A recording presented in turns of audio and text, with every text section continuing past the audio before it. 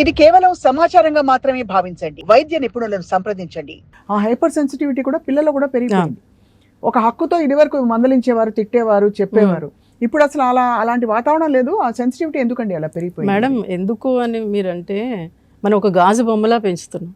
అది వాళ్ళకి అసలు ఎలా ఉంటుందంటే, ఒకసారి వాడు 2nd క్లాస్ చదువుతున్నాడు, వాళ్ళ ఫాదర్ తీసుకొచ్చాడు, సార్ వాడికి సైకిల్ వచ్చింది. అయ్యో లేదండి పడిపోతాడు కదండి, ఇప్పుడే ఎందుకండి.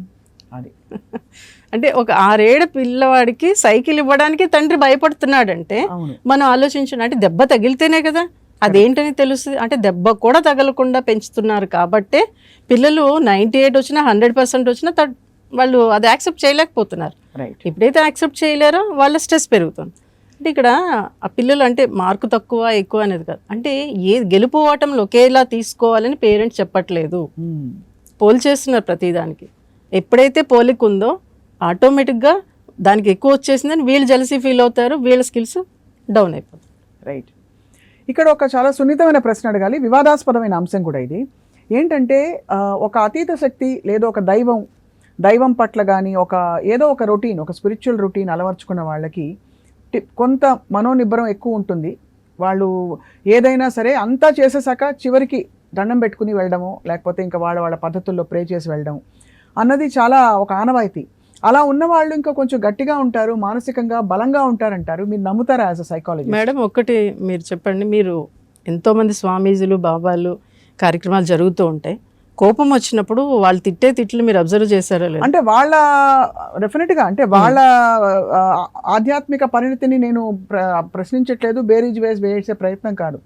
కానీ మనిషికి స్వతహాగా మీరు మాస్లోస్ నీడ్ హైరార్కీ అన్నా కూడా ఒక అంతిమంగా ఒక టు టర్న్ ఎల్స్వేర్, మన ఓన్ విల్ పవర్ అవ్వచ్చు, ఇంకోటి కావచ్చు, దేని మీదైనా ఒక బలమైన ఆధారం ఉండడం అన్నది అలవాటు అయిపోయింది. అంటే ఆధ్యాత్మికంగా వెళ్తున్న క్రమంలో కూల్గా ఉంటారు అనేది అంటే కొన్ని కొంతమంది చెప్పటం అనేది జరుగుతుంది. కానీ ఏంటంటే ఫస్ట్ ఆధ్యాత్మిక కాదు, ఫస్ట్ మనిషి. కరెక్ట్. ఓకే, మనిషి లక్షణాలు ఎలా ఉంటాయి? ఓకే, ఇక్కడ హేతువాద ఆధ్యాత్మికంగా అటు ఇటు వెళ్తున్నాడు అనేది కాదు, వాళ్ళు ఈ లక్షణాలన్నీ ఉంటాయి. బట్ ఇప్పుడు ఎక్కడ ఎలా ప్రవర్తించాలో అలా ప్రవర్తిస్తాడంతే. బట్ ఒక్కొక్కసారి అక్కడ వాడు తట్టుకోలేని పరిస్థితిలోకి వెళ్ళిపోయాడంటే ఆధ్యాత్మికం ఉన్నా సరే కోపం వచ్చేస్తుంది, అది కామన్. కాబట్టి అక్కడ ఆధ్యాత్మిక అవసరం లేదు, మనిషి కాబట్టి వాడికి ఆ సిచ్యువేషన్లో కోపం రావడం సహజం అనే వేలో మనం ఆలోచించగలిగితే కూల్గా వెళ్ళిపోతాం. అది ఎప్పుడైతే అణగదొక్కుతామో ఒత్తిడి అక్కడ పెరుగుతుంది, గ్యారెంటీగా పెరుగుతున్నప్పుడు ఒత్తిడి పెరుగుతుంది అంటారు. అసలు మామూలుగా పెరగదు. ఎందుకంటే ఎలా ఉంటుందంటే ఒక పిల్లవాడిని తీసుకొచ్చి వాడికి ఏమి పాపం తెలియదు, వాడిని ఇష్టం వచ్చినట్టు తిట్టామనుకోండి. ఎందుకు ఈ మధ్య రీసెంట్గా ఒక 1 month బ్యాక్ తల్లిని పొడి చేశాడు. ఎందుకంటే నువ్వు తింటలేదు అని బాగా రేజ్ అయిపోయింది పాపం. ఆవిడ కోపంలో, ఆవిడ ఫ్రస్ట్రేషన్లో వీడిని తిట్టేటప్పటికి వాడికి ఒక కోపం వచ్చి పొడి చేశాడు ఆ ఎమోషన్లో. అంటే బట్ వాడిది కూడా తప్పు కాదు, ఎందుకంటే వాడు చూసే ఆ బొమ్మలు కానివ్వండి, కార్టూన్స్ కానివ్వండి, అందులో అన్ని పొడుచుకోవటాలు ఇవే ఎక్కువ చూస్తున్నారు. సో కాబట్టి ఆ ఎమోషన్లో అమ్మ నన్ను తిడుతుందా అని చెప్పేసి పొడి చేశాడు. సో కాబట్టి అది భయంకరంగా, ఎంత కోపం బిల్డప్ అయి ఉండాలి. అవును మేడం, మనం నలుగురిలోకి వెళ్ళనివ్వట్లా పిల్లల్ని.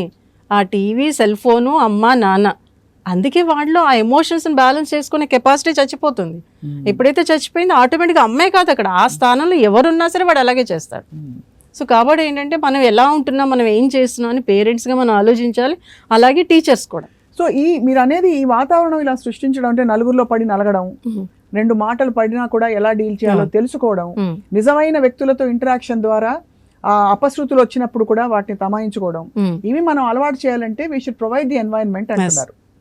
అప్పుడు ఒత్తిడి, ఎగ్జామ్ స్ట్రెస్, ఒకవేళ మార్కులు బాగా రాకపోయినా వాళ్ళకి తట్టుకుని లేదు నేను చేయగలుగుతా అనే శక్తి వస్తుందండి.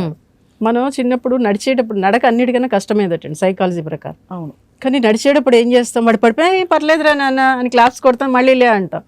ఓకే, ఒక దెబ్బ తగిలినా కానీ అదే వేగా చెప్పగలగాలి, అరే ఏం పర్వాలేదు నాన్న, దెబ్బ తగిలిందా, వెరీ గుడ్, గో హెడ్ అని అన్నా అనుకోండి, ఆటోమేటిక్గా వాడు ఎప్పుడైనా ఎవరైనా ఏమన్నా దెబ్బ తగిలినా ఏం పర్వాలేదని అమ్మ చెప్పింది కదా అని చెప్పేసి దులిపేసుకొని వెళ్తాడు. కానీ అలా అన్నట్లా ఇప్పుడు అయ్యో దెబ్బ తగిలిన 10 మంది వచ్చేస్తారు, లేకపోతే ఇంట్లో అమ్మ నాన్న ఇద్దరు వచ్చేస్తారు, అయ్యయ్యో అని చెప్పేసి గబగబా డాక్టర్ దగ్గర పరిగెడతారు. ఇవన్నీ చేసినప్పుడు వాడికి టెన్షన్, అరే ఏంటి నాకు ఏదో అయిపోయింది మాట. అంటే చిన్నది ఈ చుట్టూ ఉండే వాళ్ళు అనటంతో అది పెద్దగా అయిపోతుంది. అవును ఎప్పుడైతే పెద్దగా అయిందో వాడి మైండ్లో అదే ఉంటుంది కదా, అవును అంటే పడిపోయింది అక్కడ అంతే. అంటే అక్కడ చాలా సివియర్గా ఉంటుంది, అంటే ఫేస్లు కూడా సీరియస్గా పెట్టేస్తారు, బాడీ లాంగ్వేజ్ అంతా ఇది కూడా, అది వాడి ముద్ర పడుతుంది కదా వాడి మైండ్లో. ఆటోమేటిక్గా వాడికి అలా పెరగడానికి అవకాశం మనమే కదా కల్పించాం.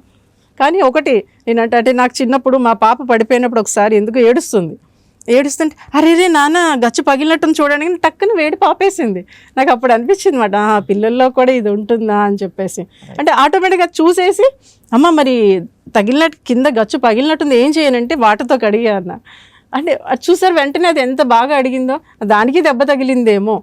అంటే ఆ వేలో మనం పిల్లల్ని కాస్త మోటివేట్ చేయగలిగితే వాళ్ళు ఫ్రీగా ఆలోచించగలుగుతారు. ఎప్పుడైతే ఆలోచించే కెపాసిటీ వచ్చిందో ఏదైనా తట్టుకోగలుగుతారు. చాలా గొప్ప ఇది గొప్ప సూచిక. ఎందుకంటే ఆలోచించే కెపాసిటీని అలవర్చడము మన వంతు, అంటే పెద్దలుగా లేకపోతే పేరెంట్స్గా చేయగలిగింది.